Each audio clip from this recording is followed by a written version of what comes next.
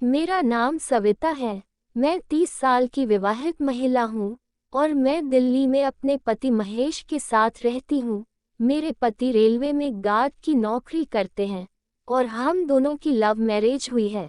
मुकेश और मैं कॉलेज के दिनों से ही एक दूसरे से बहुत प्यार करते थे और शादी करना चाहते थे, लेकिन मुकेश के पास कोई नौकरी नहीं थी। एक दिन बुरी खबर के साथ अच्छी खबर भी आई।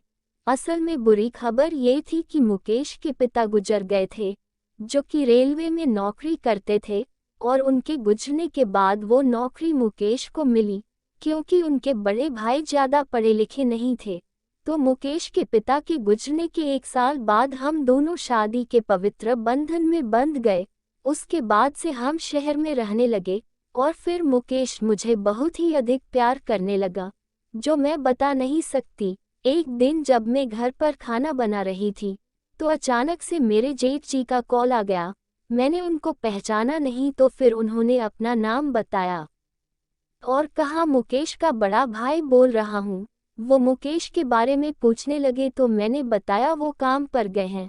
बातों बातों में फिर वो पूछ बैठे, इस बार दशहरे के त्योहार पर तो आ रहे हो ना? मैंने कहा मुझे पता नहीं जेठ जी, अभी कुछ कह नहीं सकती। दशहरा आने में 3 सप्ताह बाकी हैं, हो सकता है इस बार हम आ जाएं। जेठ जी बोले चलो कोई बात नहीं, अगर आओगे तो मुझे बहुत खुशी होगी। चलो अभी फ़ोन रखता हूँ, कुछ काम है। मैं बोली ठीक है जेठ जी, अपना ख्याल रखना। रात को जब मुकेश आए तो मैंने उनसे सारी बात कही, तो फिर वो कहने लगे कि अजय भैया का कॉल तो मेरे पास आता ही रहता है, वो हर बार गांव आने की बात करता रहता है। मैं बोली तो इस दशहरे पर मैं गांव चलते हैं ना? वैसे भी काफी समय से हम दोनों गांव नहीं गए।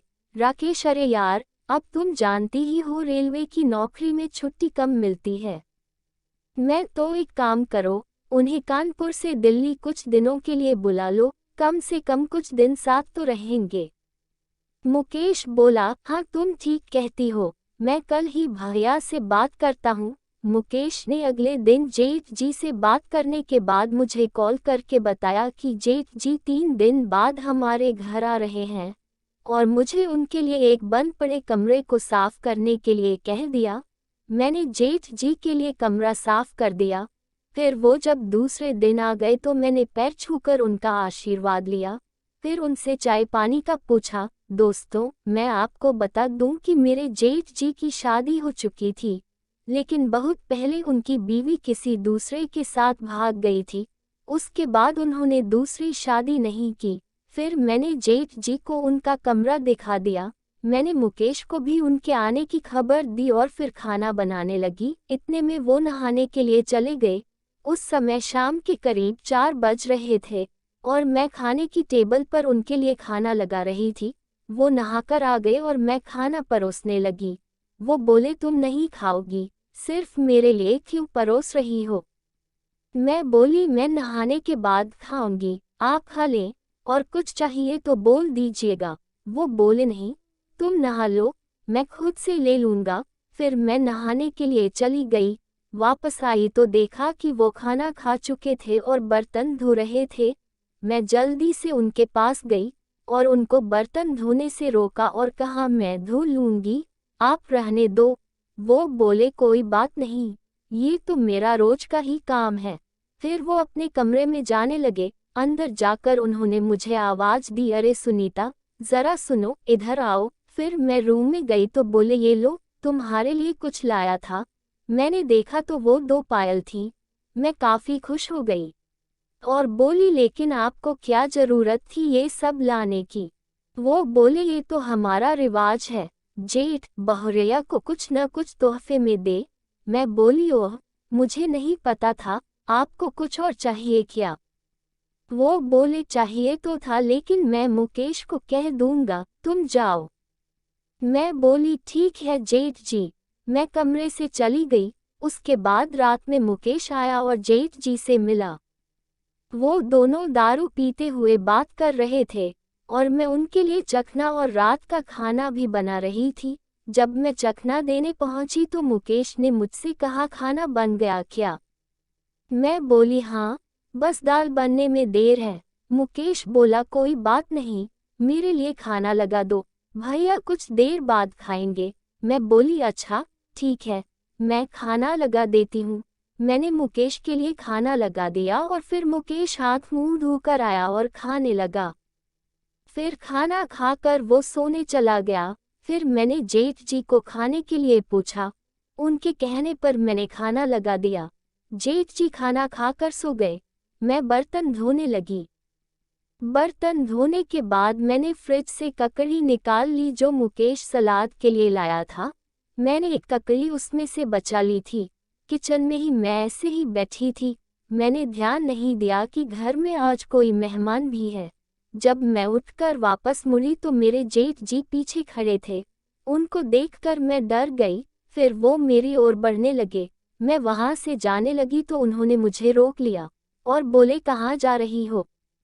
पहले मुझे पानी पिला दो, मुझे प्यास लगी है। ये कहते हुए उन्होंने मेरे हाथ से गिलास लिया और पानी पीने लगे।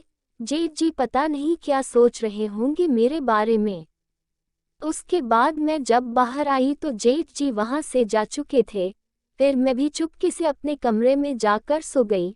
अगली सुबह मैं 4 बजे उठी और फिर नहा धोकर खाना बनाने लगी। मैं रसोई में थी और ये सोच रही थी कि जेठ जी से कैसे नजरें मिलाऊंगी। कुछ देर बाद वो उठ गए थे और बाथरूम में थे। जब वो बाहर आए तो मेरी तरफ ही आने लगे। मैं घबराने लगी कि पता नहीं क्यों बोलेंगे। आते ही उन्होंने मुझे पकड़ लिया। मैं बोली ये क्या कर रहे हैं आप जेठ जी? वो बोले तुम्हें खुश करने की कोशिश। मगर तभी मुकेश ने आवाज दे दी और जेठ जी ने मुझे छोड़ दिया। वो रसोई से चले गए। तब तक दिन निकल आया था और मैंने उन दोनों को चाय बनाकर दे दी। फिर सुबह का नाश्ता करते हुए मुकेश कहने लगे आज हम खरीदारी करने जाएंगे। जेठ जी बोले आज तुम्हारी छुट्टी है क्या? मुकेश बोला नहीं आज मुझे रात की ड्यूटी पर जाना है। ये सुनकर जेठ जी के चेहरे पर एक मुस्कान फैल गई, जिसका मतलब मैं समझ गई थी।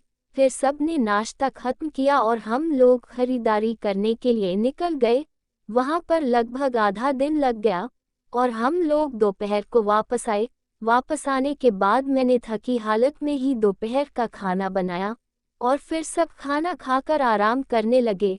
2-3 घंटे की नींद निकली। तब तक शाम के 5 बज चुके थे। मुकेश अपनी ड्यूटी की तैयारी करने लगे। 6 बजे वो ड्यूटी के लिए निकल गए। उसके बाद जेठ जी नहाने के लिए चले गए। फिर वो नहाकर आ गए, लेकिन मैंने कभी वो बात नहीं सोची थी। मैंने उनके लिए खाना लगा दिया। वो बेड पर बैठकर खाना खाने लगे। मेरी नज़र वहीं पर अटकी हुई थी कि एकदम से उन्होंने मुझे देखा और मैंने नज़र नीचे कर और रोटी लाकर रख दी। मैंने जाते हुए उनका चेहरा देखा तो वो हल्के से नीचे मुस्करा रहे थे। उनकी मंशा तो सवेरे से सवेरे ही मैं समझ चुकी थी। अब मेरी धड़कनें बढ़ी हुई थी कि आज रात मुकेश भी नहीं है। खैर, वो खाना खाकर बर्तन किचन में ले आए और चुपचाप वहां से चले गए और टीवी देखने लगे। बर्तन धोकर मैंने बाकी का काम भी निपटा लिया और फिर उनको पूछा कि किसी चीज़ की ज़रूरत तो नहीं। उन्होंने मना कर दिया और मैं फिर नहाने की तैयारी करने लगी। मैं नहाने चली गई। इतने में ही फ़ोन की घंटी की आवाज़ मुझे सुनाई दी। फ़ोन जेठ जी का था और उन्होंने ही उठाया। फिर कुछ पल बाद ही वो बोले बहुरिया, मुकेश का फ़ोन है, तुमसे बतियाना चाहता है। मैं बोली जेठ जी, मैं नहा रही हूँ, थोड़ी देर में आती हूँ। वो बोले थोड़ा जल्दी में है, कह रहा है कि अभी बात कराइए। मैंने फ़ोन लेने के लिए हाथ बाहर निकाल दिया। जेठ जी ने पहले तो मेरा हाथ पकड़ लिया, फिर उन्होंने मेरे हाथ में फ़ोन रख दिया। मैंने मुकेश से बात की तो पता चला कि वो मेरी तबीयत के बारे में पूछ रहे थे, तो मैंने कहा कि मैं तो ठीक हूँ। फिर उन्होंने फ़ोन रख दिया और मैंने हाथ बाहर निकालकर फ़ोन जेठ जी को दे दिया। मैं थोड़ी हैरान थी कि मुकेश ने अचानक ऐसा क्यों पूछा। अब फ़ोन लेते हुए भी उन्होंने मेरे को वही किया। मेरे मन में अब दुविधा सी होने लगी। फिर पीछे मुड़कर देखा तो जेठ जी थे। वो बोले शर्म छोड़ दो और अपने मन से पूछो कि वो क्या चाहता है। मैंने फिर से चेहरा नीचे कर लिया। फिर उन्होंने मेरे साथ वो सब किया। फिर वो सब के बाद मैं अपने कमरे में जाकर लेट गई। रात के 11 बजे के करीब जेठ जी फिर मेरे कमरे में आ गए और मेरे साथ दूसरी पारी खेलने लगे, जो कि काफ़ी लंबा मैच चला। ये वाला मैच लगभग 30-40 मिनट तक चला। फिर बाद में उन्होंने बताया कि कैसे उन्होंने मुकेश को फ़ोन करके मेरी तबीयत का बहाना बनाया था। ये सब उनकी ही चाल थी। सुबह मुकेश के आने से पहले हम दोनों अलग अलग हो गए।